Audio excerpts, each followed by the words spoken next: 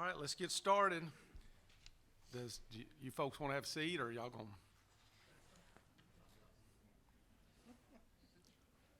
Come on, Butler.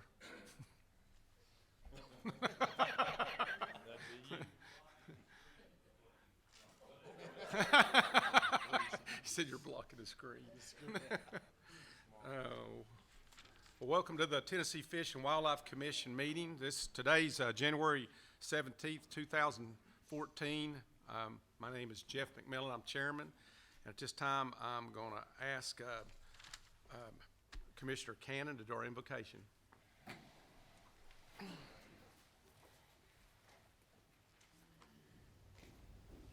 Father God, thank you for another morning, and we mean that from the heart.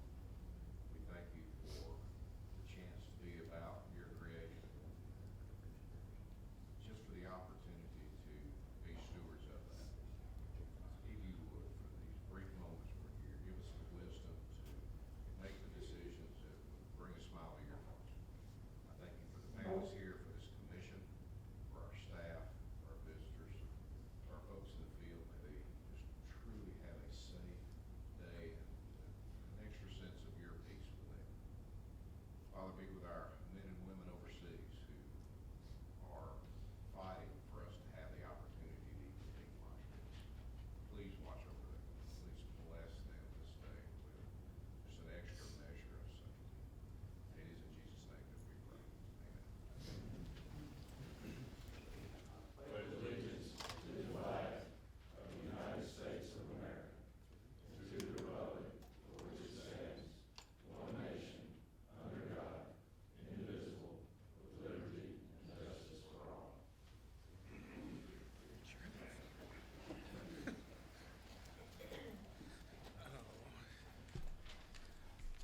Ms. Barber, could you give us a roll call, please? Thank you. Jim Bledsoe. Here. Harold Cannon. Here. Bill Cox. Here. Jeff Griggs. Here. Jeff McMillan. Here. Tom Rice. Here. Jim Ripley. Clayton Stout. James Stroud. Here. Trey Teague. Here. David Watson. Here. Jamie Woodson. Here. We have a quorum. Thank you. We want to welcome all our guests here today. There's going to be a sign-up sheet that's going to go around, and we do ask that each of you sign it. We'd like to know who attends our meetings, but we're pleased that you decided to come and be with us. I want to invite anyone who wants to address the commission to please raise your hand during the appropriate committee meeting that reflects the subject matter which you're concerned with. And I'll ask that you come to the microphone and introduce yourself, and just please address your questions to the chairman of the committee or to myself. So I want to also expand what we said yesterday, how thankful we are that the Ducks Unlimited gave us this venue to have our meeting. It's been a great facility for us, and we appreciate it. And I want to thank Region 1 for their hospitality this week, and want to also, I know the commission and the staff was very pleased and appreciative of Commissioner Cox and his entertainment of us last night. So it's been a good weekend, or a good week meeting, and very appreciative. Director Carter, do you have any announcements that you'd like to state? Oh, excuse me, we're going to need approval of the minutes. So has all the commission had a chance to look at the minutes from the December meeting?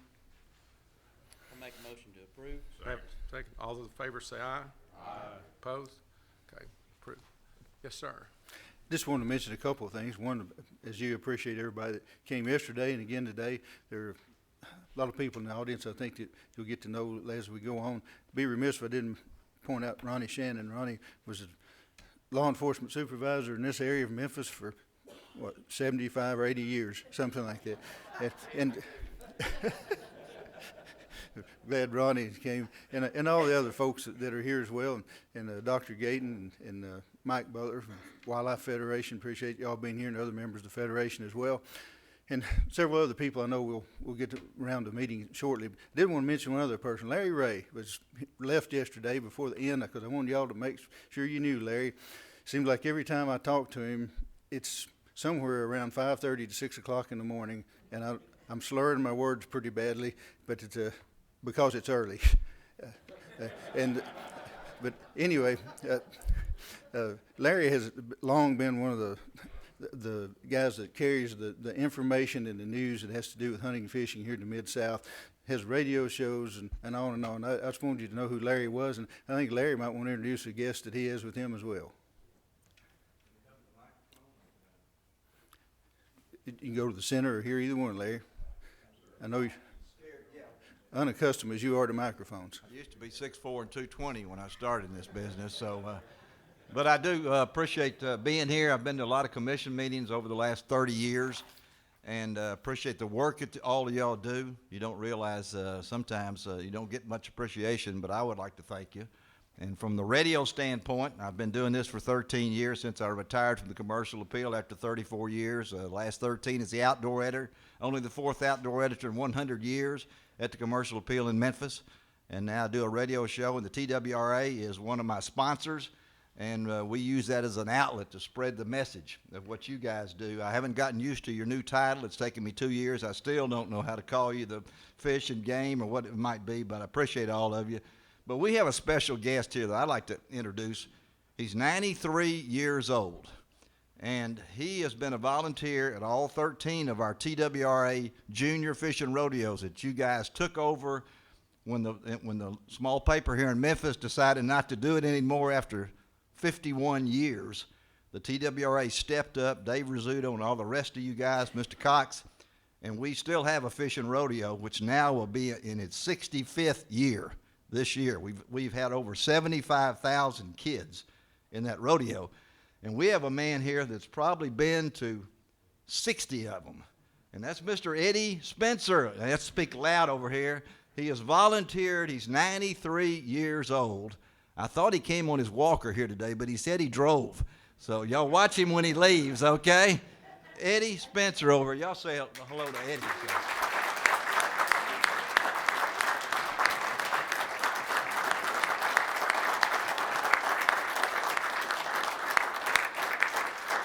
Thank y'all very much.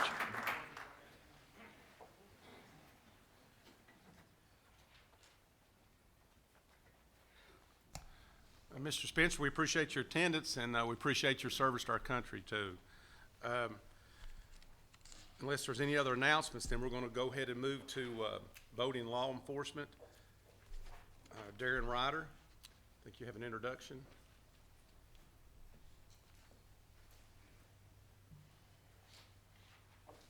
I'll just stay here real quick. I indicated to you yesterday that I got a text message from Captain Elkins about 2 o'clock yesterday afternoon while in the meeting. The officer that we were going to present the award to has gotten sick with the flu, so if it's agreeable to y'all, we'd like to probably postpone that to the February commission meeting. I think I'd be acceptable. I think we'd love to have him in attendance to honor him, so we'll just put that off until February. Thank you. Thank you. All right, Director Carter, I think you're up to, you have an introduction yourself. I do. Thank you, Mr. Chairman. I get to do some fun things sometimes in my job, and one of them is recognize some people that are really icons in the business and have been for a long time. Today, it's really, and I know these words get used a lot, honors and privileges. It really is an honor and a privilege to be able to recognize Mr. Bill Dance today. Bill really needs no introduction from anywhere. The commission, as you obviously know, passed a resolution which is extremely long. It's kind of not in keeping with the length of his career, but that was a joke. But anyway, I just yeah, if you have to explain them, it's really bad. But in any case, Bill has probably, I'd say he and Dolly Parton have probably the two iconic people that have brought more people into Tennessee and represent the state of Tennessee. I'd also say that's where the similarity ends between those two. But at the same time, he's brought more people into the state of Tennessee that enjoy our state for all the different things it has. But I wanted to just make a few comments before I read the resolution. You know, years ago, there was when Jesus was talking to his disciples, he said, I want to make you fishers of men. And that's essentially what that Bill has become, is he's brought so many people into the state and so many people into the sport of fishing, and for all the different reasons. I know we call on him a lot of times, and Bill, I want you to know that every time we call, we don't always want something. I can't remember when we ever called that we didn't, but surely somewhere in there we do. But looking back over his career, you know, when he started, you probably don't know this story. Had he not misspelled his job application when he said, I want a real job, if he hadn't spelled that with 2 E's, he would have probably never made it into this particular business. But that was not a joke, that's true. When I do this, that's a joke. But Bill has people now. He didn't always have people when he first started out in this business. He tried to do all his own marketing and everything else.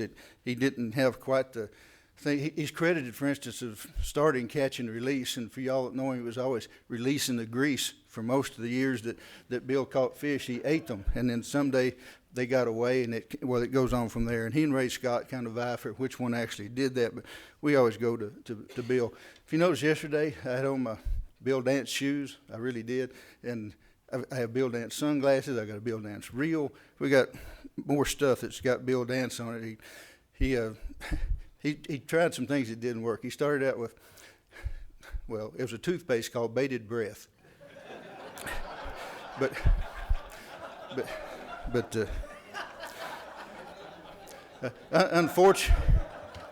Unfortunately, it smelled like his catfish dough, so it didn't quite make it. One of the ones that really bombed on him, he wanted to show people he was more than bass fishing, so he started out bluegill and all the different sunfish, and he decided to come out with a whole series of T-shirts in that line and a different panfish on either one, but he tried to market them as Bill Dance pan tees, and that.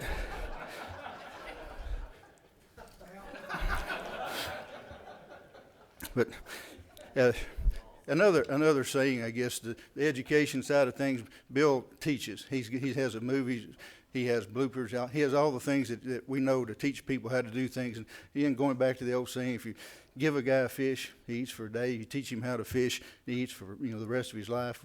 Bill started school with that slogan, but after a couple of weeks, when his students were all treated for anorexia, he went to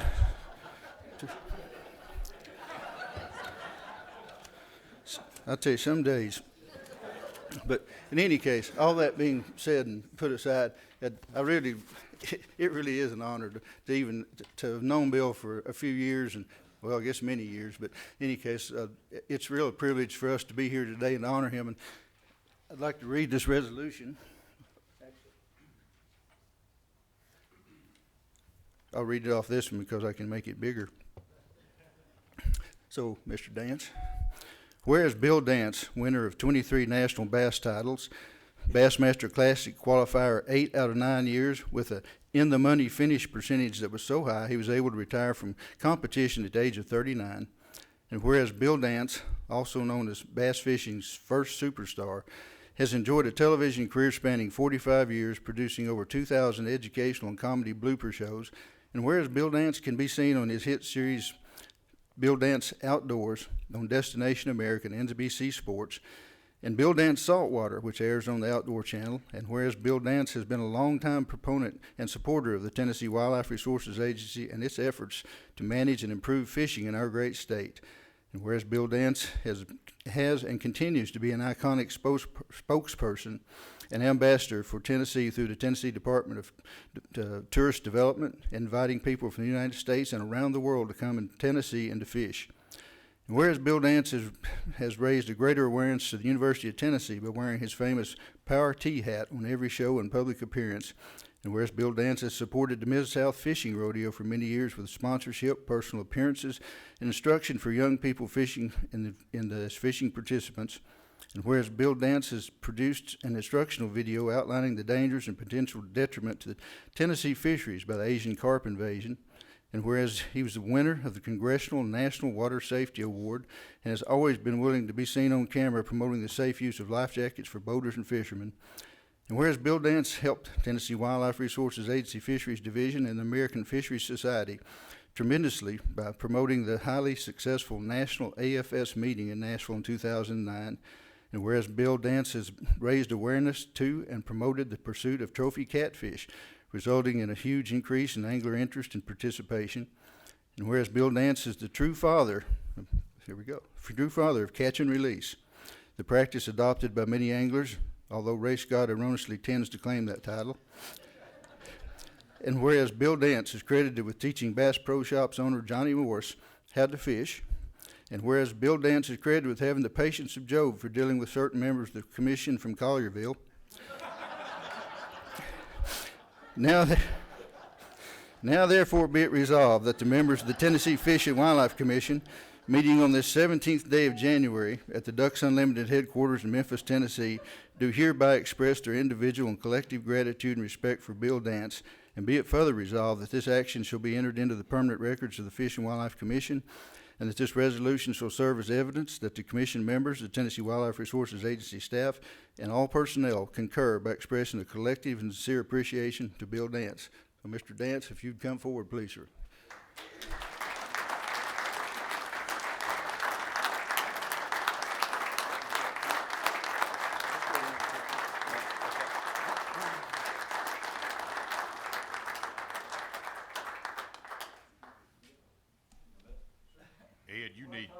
Ed, you need people too.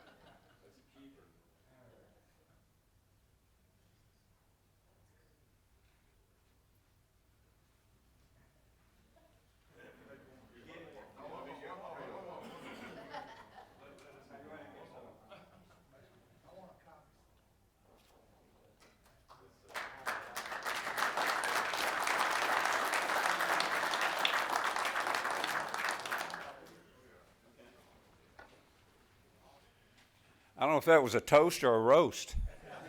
Thank you so much, Ed. Thank you so much. I don't know, before I say it, some more about that, I've got quite a bit I'd like to say about it. I think we all had a great time yesterday, did we not? I was so impressed at what I saw yesterday at the Pyramid, and I think all the directors were too. I think yesterday that, how many of you noticed Director Carter's shoes? He was in a good mood too yesterday, wasn't he? I think the reason for it, he had happy feet. Commissioner Cox had a pair too, but he didn't wear them. The fact, he wanted a pair of them, and we tried to special order them. In fact, we had to special order them. The stores around here didn't have 15s. And when I told Director Carter about them, he said that for Bill Cox to wear them, he had to have them registered, the 15s. But anyway, the what? Oh, he does. Tennessee 459Y. You remember the number? I made a few notes just to prove to y'all I could read. But, the hardest 3 years of my life was the first grade. But, I'm blessed to have received several rewards in my lifetime. But this one here is absolutely, truly special, more than most. Let me tell you something. It really gives me a tremendous amount of pleasure each week on our national television show, Bill Dance Outdoors, to be able to tell America that one of our sponsors for the past 15 years, Tennessee Tourism, and to be to tell our viewers each week to come here to our great state to see all our beauty. There's no question that I truly love my home state. It's obvious that I wear the T not only to represent the University of Tennessee, but it represents our home state. And I love our wildlife. And nothing is more important to me than to help protect it. And you guys absolutely do a wonderful, wonderful job when it comes to that. You really, really do.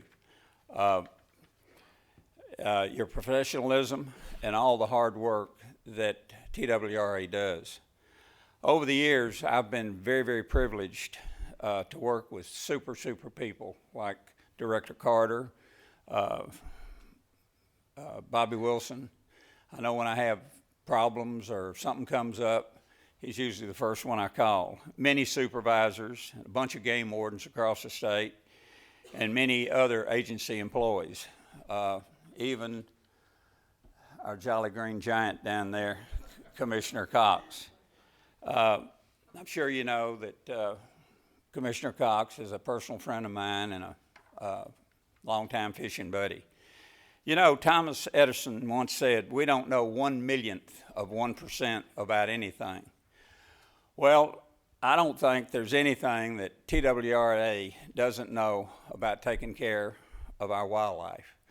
So the fact that this plaque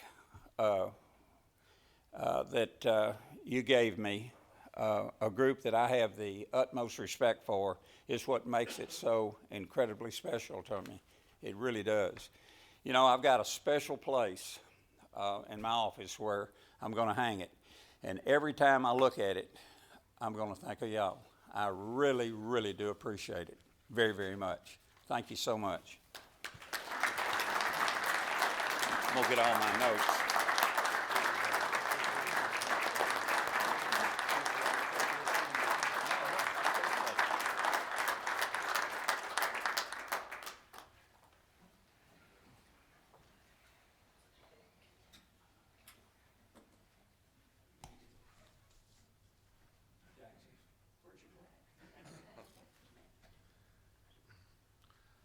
Thank you, Mr. Dance, for the kind words, but the pleasure's all ours for you to be here in attendance, and it's a pleasure for us to get to meet you, for those that haven't, and it's a well-deserved plaque, and we appreciate you coming. This time, we'll move on to the Fisheries Management Committee. Chairman Bledsoe. Commissioner McMillan, the Fisheries Committee voted, and I recommend passing proclamation 1401, commercial taking fishing turtles.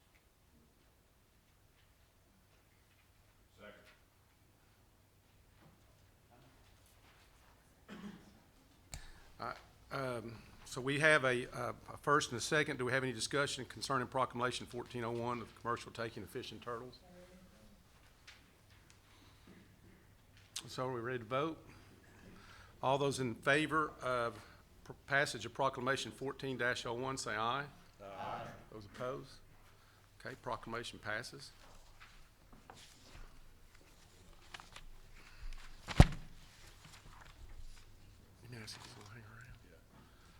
Bill Dance, are you going to be? Are you getting ready to leave? All right, we'll have a short break here in just a minute. We'd love to get a picture with you of all the commissioners if we could. I'll be right here. All right, thank you.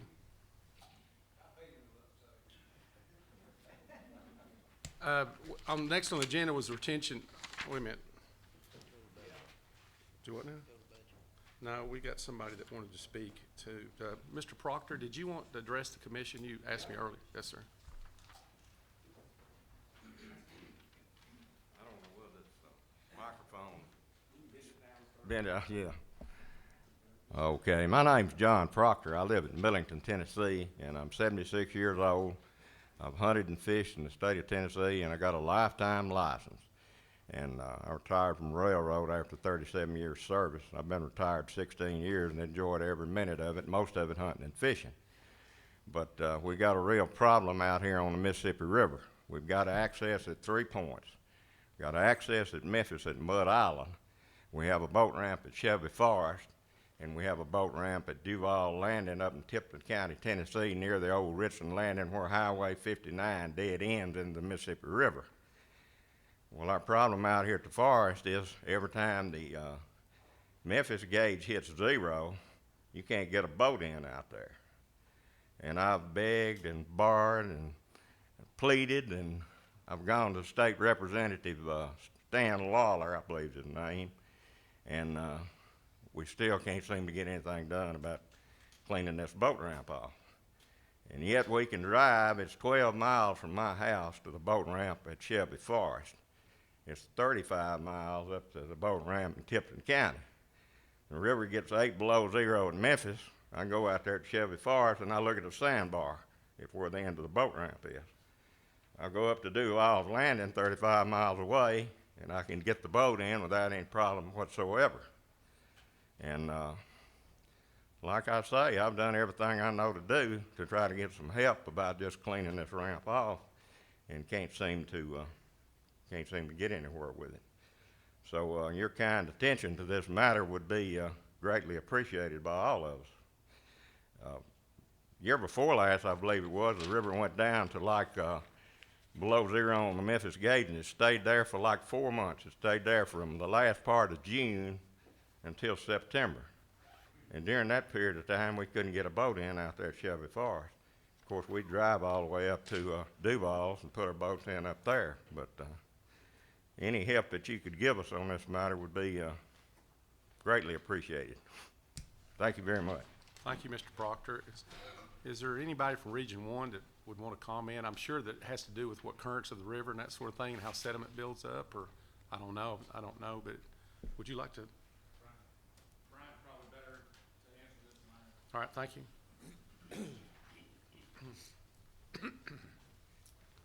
I'm Brian Thompson, Region 1 Major for LE.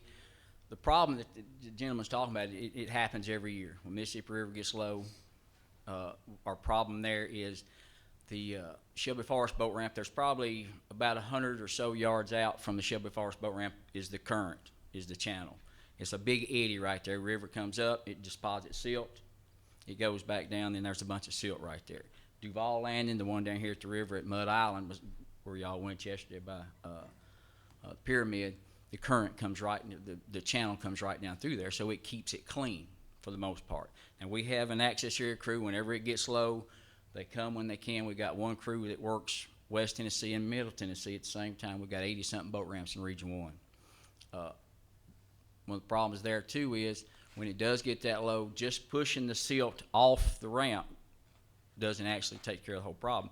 They have to get a track hoe out there, pull the silt off, clean it up so you can get further out there. But it is a problem, and you're exactly right. It's because of the current and the way the river itself is.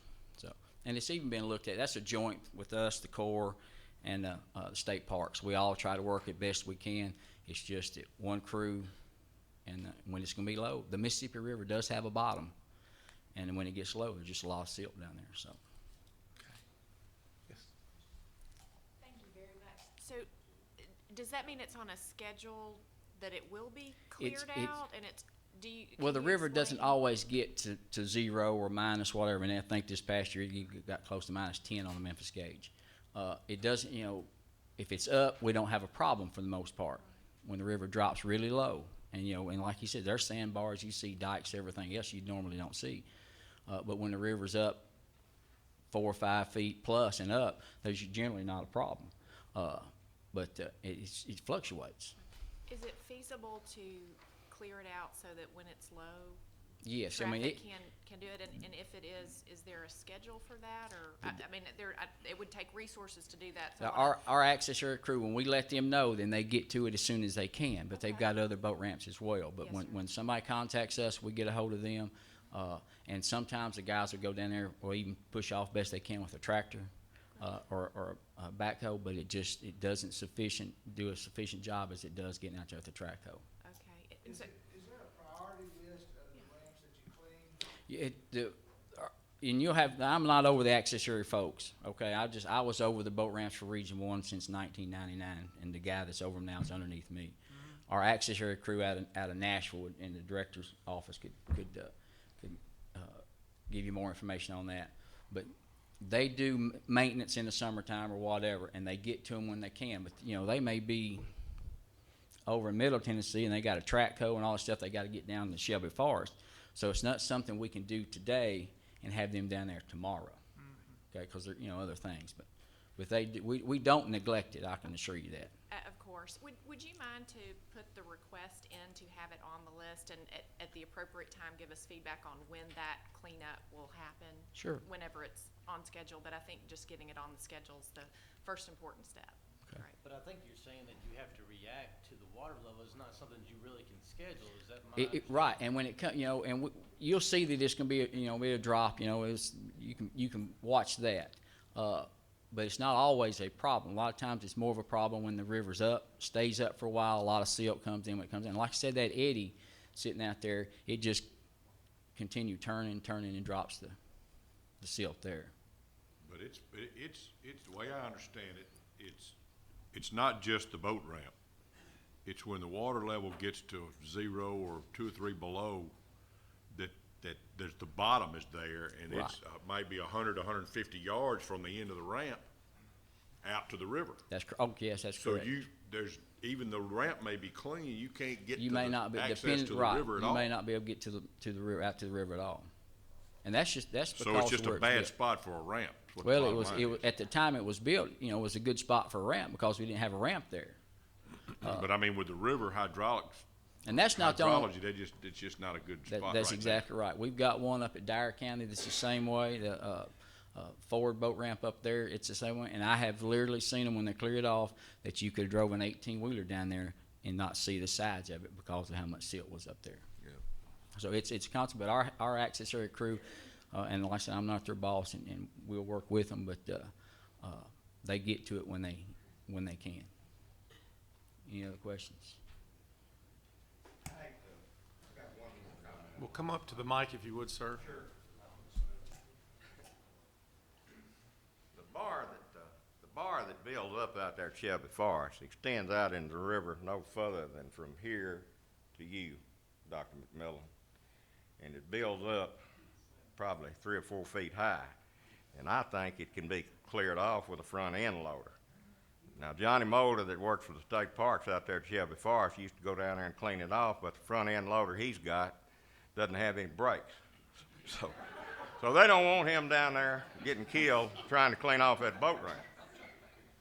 But what we need is a piece of equipment and somebody that's willing to run it and get down there and clean the doggone thing off and make a channel where you can get your boat in. I've got some pictures here that I took of this so-called boat ramp we got. Now, it's not a boat ramp per se when it gets down low. Now, this is the one up at Duval Landing. They got a pile of sand and mud up there that must be 20 feet high, and somebody stuck an American flag on top of it. And we got a pile of debris and stuff out there at Shelby Forest that's been there so long. The last time it was cleaned off, it got grass going on. So, to me, what we need is just a front end loader with brakes. And somebody can just go out there and scoop us up a channel where we can get our boats in and out of that river without driving 35 miles one way. This is that's what happened up at Duval Landing. At tide lake below. You can see what kind of boat they get in up there. Maybe we need our guy up there to come down here. That's what I'm thinking. I see the ramp. I like to fish up and down that river. It really is a sore spot for me when you get to thinking about it. I killed my first turkey out of Shelby Forest in 1953. There were more turkeys out there then than there is now. But that's, we'll get to that a little bit later. But thank you very much. I appreciate it. Thank you, Mr. Proctor. Can I make this comment? Sure. Go ahead, Mr. Carter, I can wait. I'm just gonna say, Major Thompson's right. We have two access area crews that work in West Tennessee, and they rotate around. They've divided the crews up so that while the maintenance is available, which is the only time you can really do any real maintenance other than just clean up and that kind of thing on boat ramps is when the water's low enough that you can do that. So that they, primarily during the drawdown times or when the water's lowest is when they do the major maintenance on the ramp itself. The other guys are doing the minor maintenance while all this is going on throughout the year. In some places, we have to contract because we don't have enough people to get to them quickly. In some of the places, we have contracted to clear those off.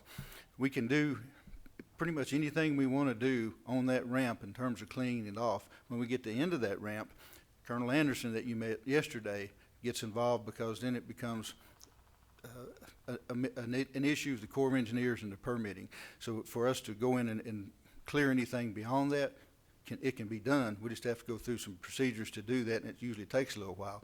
But the cleaning off the ramp and things, if that's a problem on a regular basis, we can either try to contract that, or I can get with Dwight, our engineering chief, and make sure that they know that that's a problem. They can try to reorganize their folks as best they can to get them there. Thank you, Director Carter. I'm sure that it changes every year, and silt piles up every year, so it's almost like it needs to be on the schedule every year, but you don't know if the water's gonna go down that low that's necessary. So I'm sure that Alan Peterson will make sure that it's at least in our view. So did somebody else have a comment before we move on? Yes, sir. Could you come to the mic, please? Yes, sir. I really don't need no mic. My name's John Wilkerson. This wasn't one of my topics, but I'm on the river. I don't want to be recorded. Well, I don't either, but what I'm telling you anyway, the problem is, Corps of Engineers channelization projects, this boat ramp in future years won't be useful unless we get high water, then you can go in. If you go down the river with that boat ramp on a revetment, there's a place where Corps of Engineers designed to put a boat ramp. For some reason they didn't want to go that far down to the boat ramp. I'm on the river all the time, not in the winter, but in the summer. And I asked the Corps of Engineers, and they said that's what it was. They put these dikes out in the river to create these eddies, to build up one side of the river, either the Arkansas side or the Tennessee side. What's happened in the, and you know where the old ramp was. Oh, sure. The reason they built the new ramp because of the old ramp, and it's all because of the design of the Corps of Engineers to channelize and stabilize the river. Down on the revetment, downriver, there's a place where a boat ramp. I mean, nobody said that, so I just want to be clear that that's where it's supposed to be. Thank you. But I'm gonna get to my other topic. Just a minute. Unless it's budget, okay. All right, unless there's any other comment concerning the boat ramp, then we're gonna move on to, we're gonna go and bypass retention recruitment because we have some special guests that are not here yet, so we're gonna move to the Budget Committee. Chairman Griggs. Mr. Chairman, the Budget Committee met yesterday, and Assistant Director Barry Summers presented a budget expansion state wildlife grant project for $37,500. The Budget Committee now recommend passage of that proposed budget expansion. And again, it was the state wildlife grants project in the amount of $37,500. All right, do I have a second? Second. All right, do we have any discussion? Any questions for Barry Summers from the audience? Okay, we're ready to vote. All those in favor of passing the budget expansion of $37,500, say aye. Aye. Those opposed? Okay, proclamation passes. Not proclamation, the budget expansion passes. Okay, I guess what we'll do now is, excuse me? Oh, that's fine, I'm sorry. You want to introduce Ken? Yes, it wasn't on. Ken, come up and give us a financial statement. That's my mistake, Ken. Thank you, Mr. Chairman. Good morning. In your book, you should have a two-page report, financial report, reporting on the month or through the month of November 2013. At the top of the page, the boating report, the boating income is approximately 18% ahead of last year and the projection for this year. The expenses at that point in time approximates 25% of the annual allotment for the year. The wildlife income is a little over 1% ahead of where it was at this point in time last year, and is gaining since November also. The expenses for wildlife approximate 31% of the annual allotment. At the bottom of the page, the two endowment funds are identified. The Watchable Wildlife Endowment has $6,500 that can be used for watchable projects, and the Lifetime Sportsman Endowment has $35,753,000. On the second page, the Wetlands Acquisition Fund through November has $11,760,000 in it. We've zeroed the maintenance account out as we usually do, and the compensation, which is the in lieu of tax account, has $401,000 balance in it. Are there any questions or comments? Any questions from the commission? Any questions from the audience? If not, Ken, I Thank you. apologize for not recognizing you. Mr. Chairman, that's all we have in the Budget Committee. Quick question. Ken, is it possible to put, that's all right, you stay right there. We've got a list here of the Lifetime Sportsman Endowment, how many were sold. Is it easy enough to find the senior licenses, senior lifetime licenses that are sold each month and add that as a line item? Sure. We can do anything you want to. What I can do, if I understood it correctly, what we'll do is have sold this month at the bottom, for instance, where we have 726, and you want the number sold for that month? Okay. And next to that, I'll just include the seniors. Okay. Sure.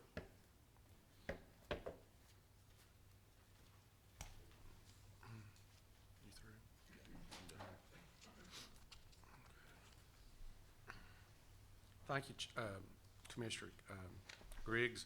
We're going to take a short break while we wait for the Scholastic Clay kids to come. I think they're probably coming from school, so that's our last committee that we have to address today. Sir, you said you had something else you wanted to address the commission about. Now would be a great time.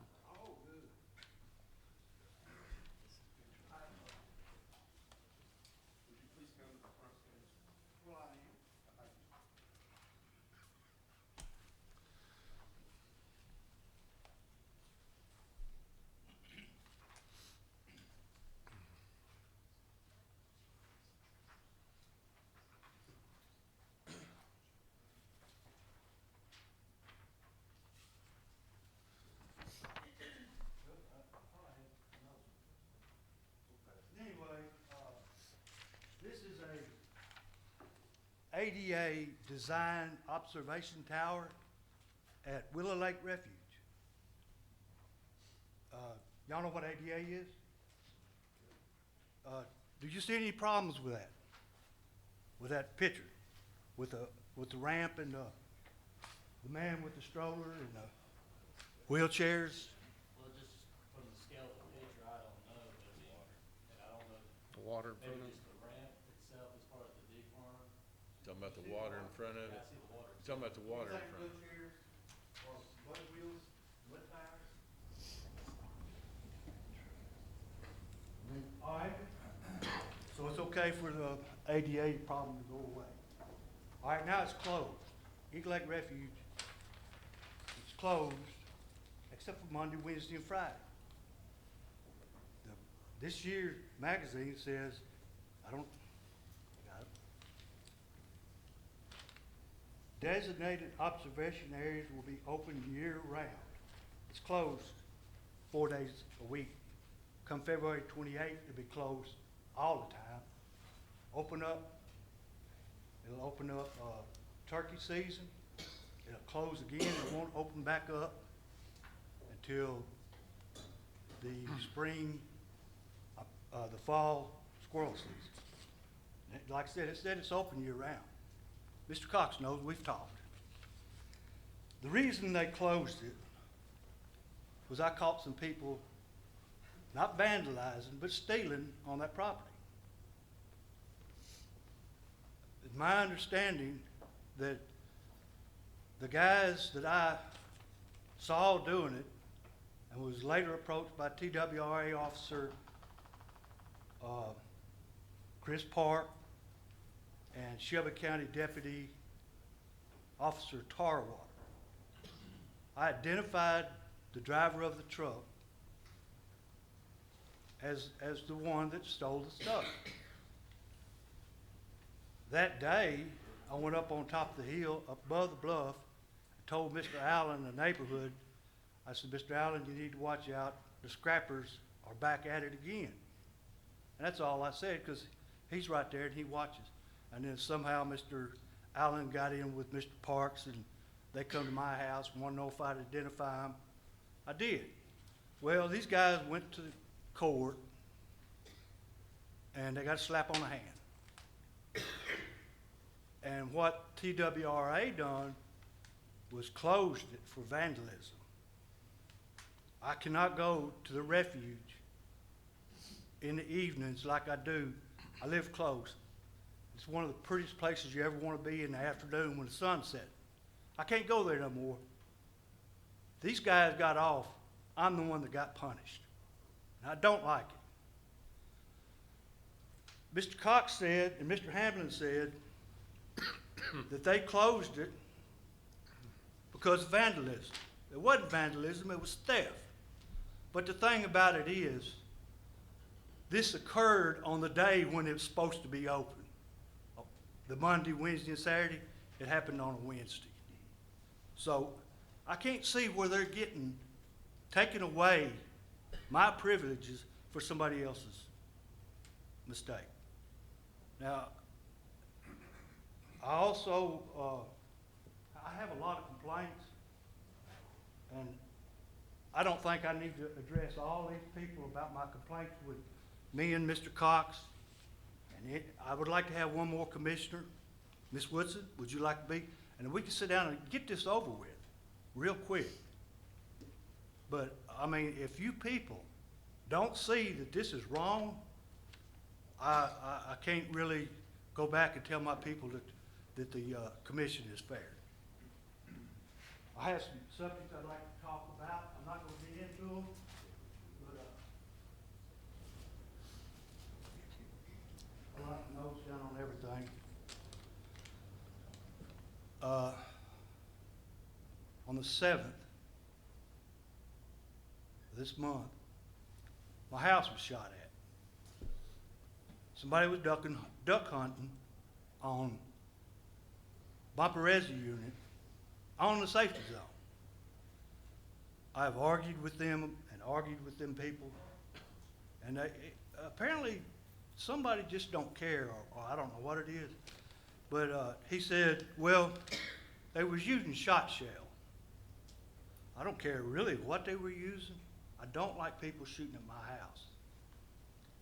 But I explained to him that a lot of hunters, and I've seen it, when they get through hunting, they go home and they reach in their pockets and they throw these shells in their little shell container. But dove season, they go and they buy boxes of dove shell. Turkey season, they buy turkey shells. Deer season, they buy slugs. They put it in this box.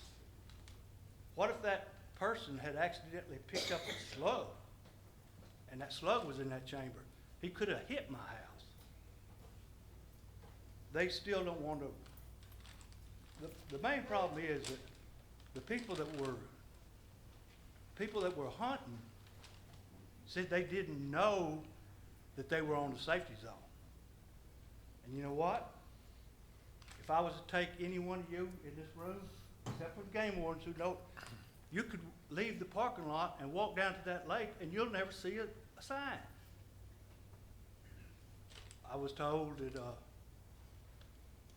takes months to make a sign. I told y'all really didn't.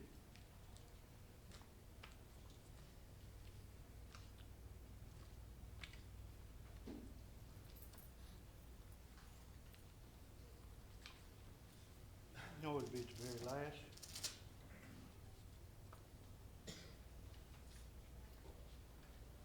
This sign, this right here. This is on Eagle Lake Park. See this? You see that right there? Could you read that for me? What that sign says? Shelby Forest, not Unit L?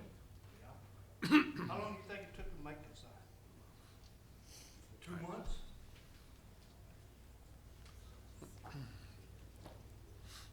I'm speaking the truth. You don't need to see it. I also, asked him when he was gonna get his, the propane tanks they dumped on their property.